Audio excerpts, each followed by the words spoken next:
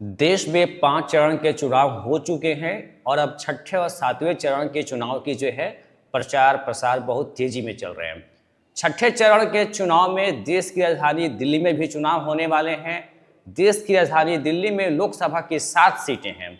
सभी पार्टियां इन 7 सीटों पर अपना अपना दांव ठोक रही है, हर हाल में सीट को जीतना चाहती है।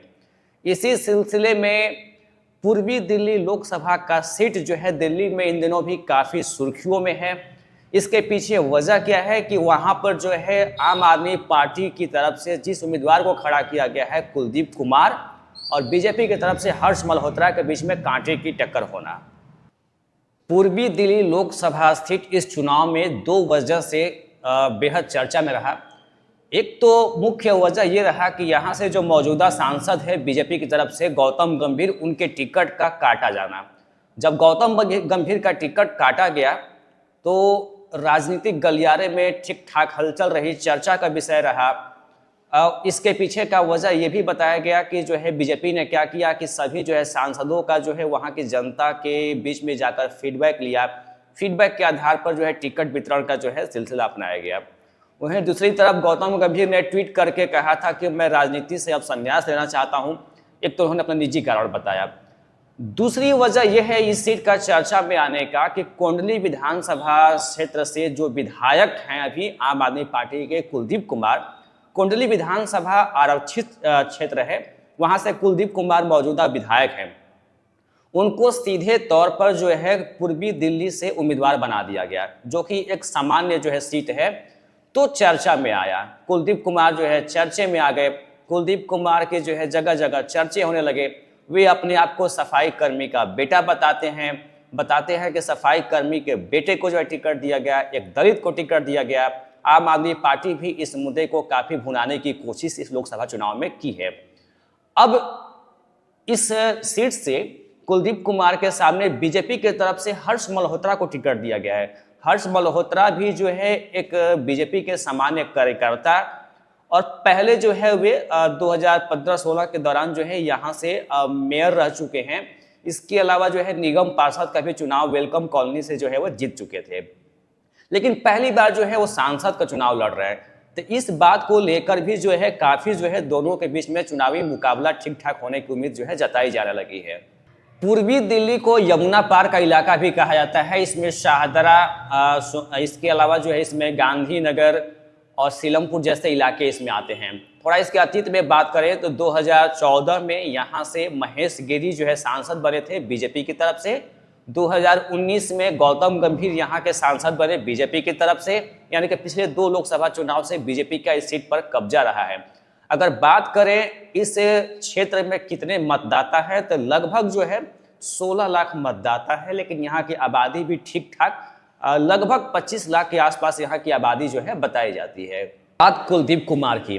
कुलदीप कुमार डीयू से ग्रेजुएट हैं, युवा हैं।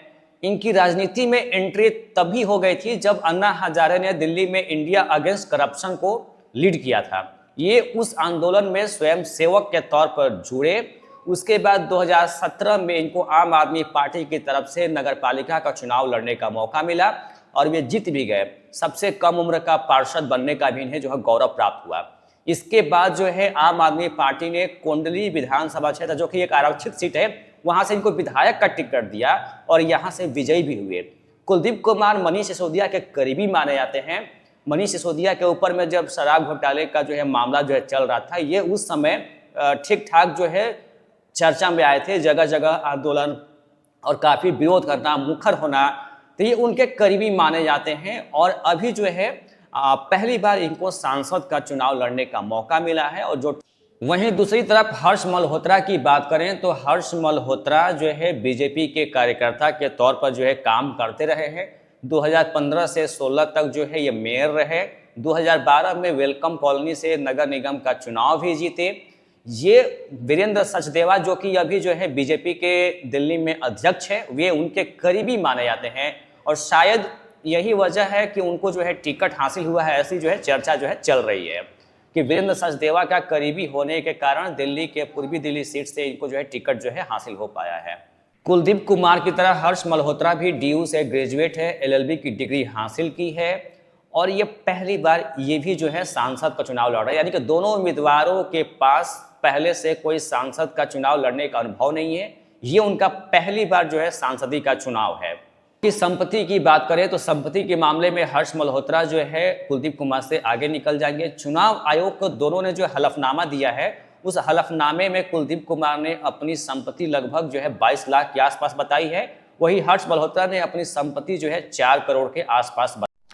पूर्वी दिल्ली लोकसभा सीट की अगर इतिहास को देखें तो 1991 से लगातार बीजेपी का इस सीट पर कब्जा रहा है। बीच में 2 साल यूपीए गवर्नमेंट को अगर छोड़ दे, यानी 2004 और 2009 में यहाँ से कांग्रेस उम्मीदवार संदीप दीक्षित जो कि शीला दीक्षित के बेटे हैं, उनको यहाँ से चुनाव में जीत हासिल हुई है। नहीं तो 1991 से अब तक बीजेपी का इस सीट पर कब्जा रहा है। इस बार कुलदीप कुमार बीजेपी को ठीक ठाक टक्कर देते हुए लग रहे हैं। अब देखना दिलचस्प होगा कि 25 मई को जब मतदान होता है तो कि ये बीजेपी का रिकॉर्ड टूटता है या फिर बीजेपी का रिकॉर्ड जो है बरकरार रहता है।